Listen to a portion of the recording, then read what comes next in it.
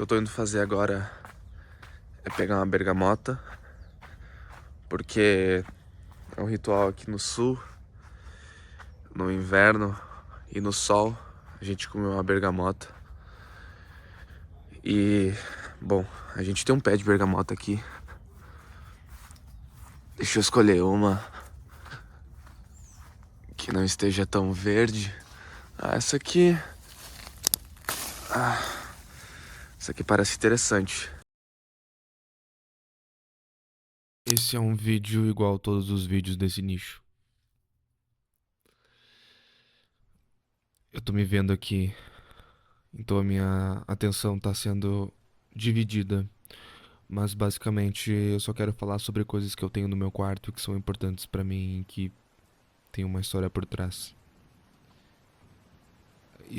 E não necessariamente tem uma história por trás.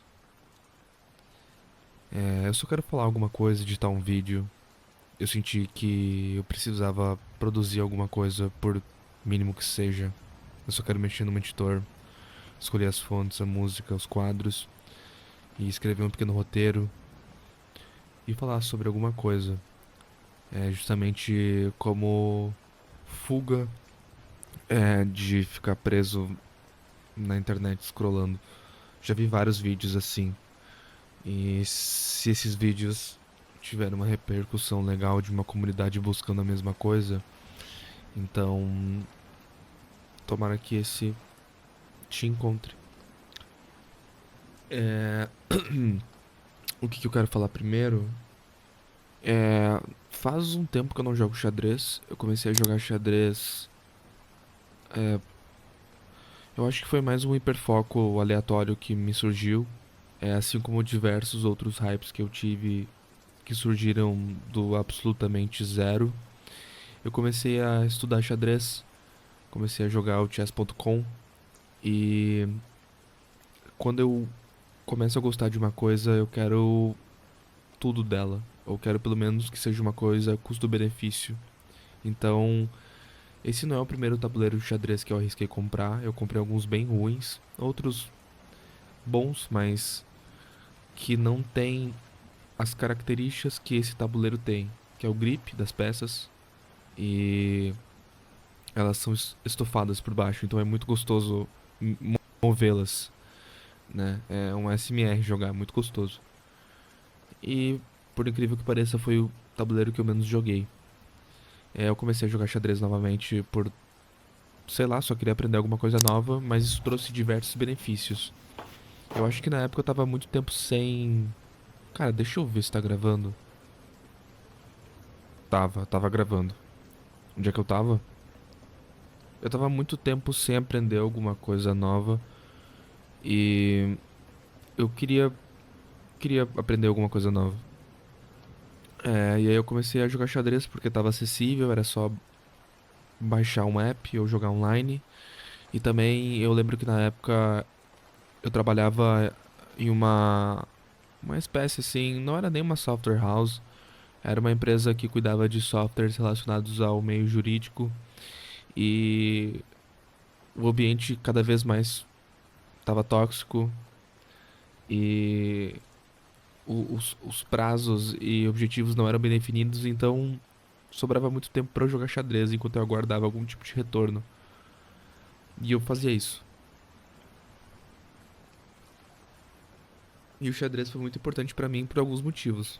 Eu acho que o primeiro é pelo fato que eu tava muito tempo sem aprender alguma coisa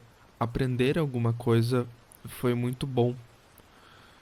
Eu acho que eu tenho alguns vieses de esquecimento a respeito da minha personalidade de pessoa e às vezes eu esqueço do meu potencial.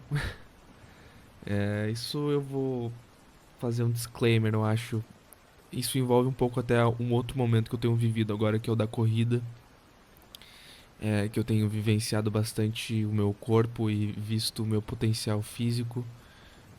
Isso é muito legal. E no xadrez eu vi um potencial muito interessante de aprender, de reconhecer padrões, de passar um tempinho a mais lendo, vendo alguns vídeos e reter aquela informação e notar a melhora, né?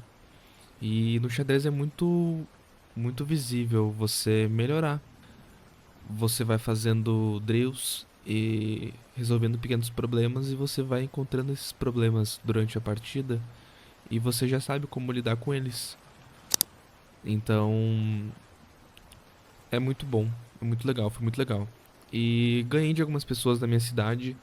Eu sempre gostei de frequentar alguns lugares para tomar uma cerveja, para tomar um café e levando tabuleiro de xadrez, deixava só exposto na mesa e via algumas pessoas jogar. É, ganhei do Sargento, que é uma personalidade que talvez apareça aqui nos vídeos. Ganhei do meu irmão. Ganhei.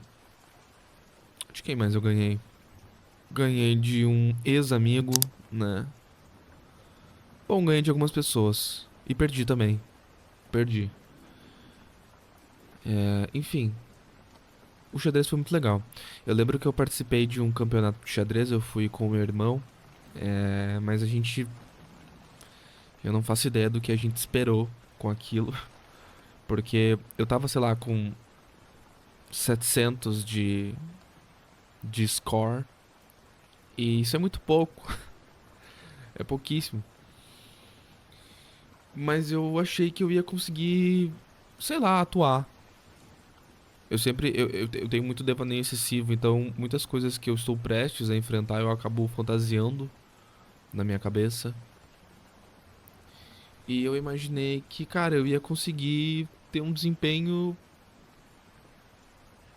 Sei lá, eu ia conseguir jogar, mas, cara, assim que eu entrei, foi até um pouco diferente, assim, porque faltou a luz no lugar, né? Era na praça da biblioteca.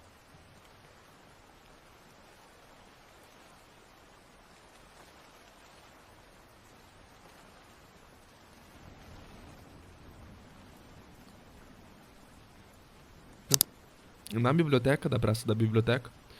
E eu entrei na biblioteca, já era quase perto da noite e faltou luz. Então, tinha a iluminação da praça que pegava pela janela, mas eu tava jogando no escuro. Todo mundo tava jogando no escuro, na verdade. E a primeira pessoa que eu enfrentei era uma criança. Era pequenininha, loira. É... Aquela criança tinha já a silhueta do rosto de um assassino. Eu fui massacrado. O xadrez, ele tem essa fama de... Você nunca deve pegar leve com crianças no xadrez, porque... Enfim. E eu lembro que depois que eu perdi pra criança e ali virou puramente um rolê pra ver os outros jogar. Eu tive a oportunidade de jogar com mais duas pessoas, um senhor que eu vi a ganhar, que foi por um erro de atenção da parte dele, e outra pessoa que, infelizmente, a gente acaba tendo esse contato no xadrez, que, como o xadrez é um jogo é, que vende, né, que demonstra um grau intelectual ou um grau de raciocínio lógico muito maior, assim como você que pratica jiu-jitsu tem mais força, tem mais habilidades. O enxadrista ele é um pouquinho arrogante, ele se acha um pouco mais inteligente quando ele tá no meio do xadrez. Então eu lembro de jogar com um cara que assim que ele terminou a partida ele falou: legal, prazer em jogar contigo, mas agora eu quero buscar um adversário mais forte. Eu acho que é isso, a minha história com o xadrez. Eu joguei muito em ônibus, mas enfim. A segunda coisa que eu quero falar é que eu comprei a bicicleta recentemente. Eu tava há muito tempo querendo uma bicicleta e eu não sabia disso. Muito tempo querendo uma bicicleta. A última vez que eu andei de bicicleta sem ser essa que eu comprei foi numa viagem que eu fiz com a minha namorada em Praia Grande, Santa Catarina. Era uma viagem. Eu não lembro o contexto dessa viagem, pra ser sincero, mas foi uma das primeiras vezes assim que eu viajei. Eu viajei mais com ela. E lá em Praia Grande a gente ficou numa casinha de uma senhora e ela tinha duas bicicletas. Praia Grande é uma cidade bem plana, pequena e pacata. E cinza. Mas isso era muito suficiente, porque a gente descobriu uma espécie de pizzaria, um bar, um pubzinho, que inclusive na noite que a gente foi tava muito lotado. E a gente foi de bicicleta, bebemos, voltamos de noite com segurança, porque é uma cidade pequena. E foi muito especial, apesar de que ela acabou caindo 2 tombos, felizmente não se machucou, foi muito especial, foi muito especial. E eu tive uma memória afetiva muito gostosa devido a esse momento que eu tive com ela. No entanto, eu moro num cidade, que tem muita lomba. Então, por mais que eu comprei a bicicleta para andar frequentemente por aqui, ficou meio inviável, justamente pelo fato dela ser uma bicicleta fixa também. Eu acho que se não fosse uma bicicleta fixa, não faria tanta diferença, na verdade. Mas eu deixei ela na cidade vizinha, que é São Leopoldo, né? Não sei por que eu não tô falando. E lá tá um pouquinho mais tranquilo de andar. Eu tenho gravado alguns vídeos de lugares que tô tentando gravar, né? Não ficou nenhum bom ainda. De lugares que fecharam em São Leopoldo e que eu vivi. Apesar de que eu sou bem novo, eu tenho 22 anos, então eu gravei 3 lugares que foram fechados, mas que eu consegui aproveitar momentos lá. Isso foi muito legal. Eu vou falar sobre isso naquele vídeo. E a bike tem sido esse meu momento de sábado e domingo pra andar pela cidade sem pensar muito e ficar longe da internet. Eu tenho feito bastante coisa pra ficar longe da internet e celular. E tem sido bastante frutífero. A outra coisa que eu queria falar é sobre essa poltrona do meu quarto. Eu tô há 6 meses sem fumar. E isso é uma grande conquista pra mim, mas na época, quando eu me mudei pra cá com os meus pais, eu fumava. E eu me sentia, sei lá, o Felipe Pondé, assim. Eu sentava aqui nessa poltrona que que eu gravei o vídeo e fumava.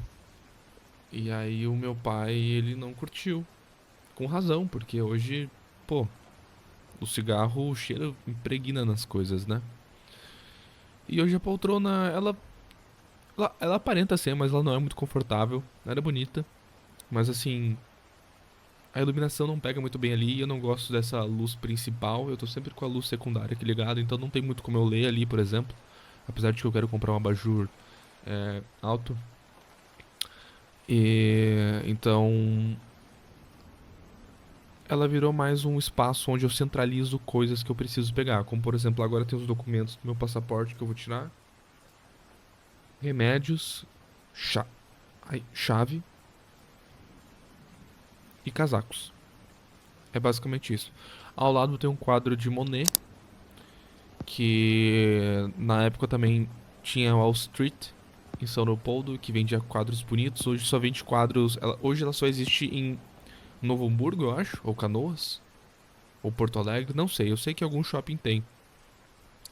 E só vende quadro de leão, sabe? Quadros genéricos. Eu não lembro mais o que eu falei. Ah, tem esses 2 relógios. Os dois. Um é do meu avô, o de ouro.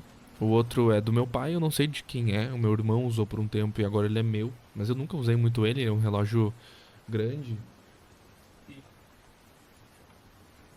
eu prefiro muito mais relógios pequenos. Mas são 2 itens que eu tenho aqui no quarto. Junto com alguns livros e algumas fotos minhas, né? Eu tenho essa foto ali que eu. Ai, de novo eu bati no microfone. Em cima da moto do meu pai. Eu não faço a menor ideia o nome dessa moto, mas meu pai tinha essa moto gigantesca aí. E ele se acidentou. Então ele me proibiu de ter moto. O que nunca foi um interesse meu. Mas. Enfim. Eu tô esquecendo o que eu gravei. A outra coisa que eu comprei recentemente. E que na verdade isso me faz pensar muito como eu sou um produto. Eu sou, sei lá. Eu sou só um estereótipo, um arquétipo muito bem definido que a internet tem milhares igual. Né? Eu comprei esse cara aqui, que eu gravei aí no vídeo. Tipo assim, às vezes eu tenho alguns interesses genuínos. Isso aqui foi um interesse genuíno porque na viagem que eu fiz de São Paulo pro Rio de Janeiro eu fui de ônibus e eu senti necessidade, eu sentia falta, né? A necessidade não necessariamente, mas a falta de jogar alguma coisa. Tanto que foi a primeira vez que eu joguei Pokémon.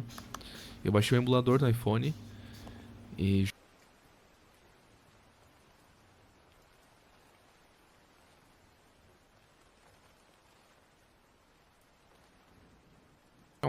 um Game Boy com uma espécie de Linux, né?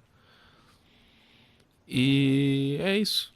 Então, é bastante performático, eu acho. Eu fico pensando assim, cara, eu sou só. O algoritmo ele me entende perfeitamente, sabe? E ele me moldou, sem que eu percebesse. É... O livro que eu tenho também é Os Detetives Selvagens. Eu não sou uma pessoa muito boa pra resenhar sobre livro, nem sobre filme. Eu acabo me empolgando muito, cortando muitas partes. E também eu sinto que a internet, o doom scrolling e faz tempo que eu não leio também.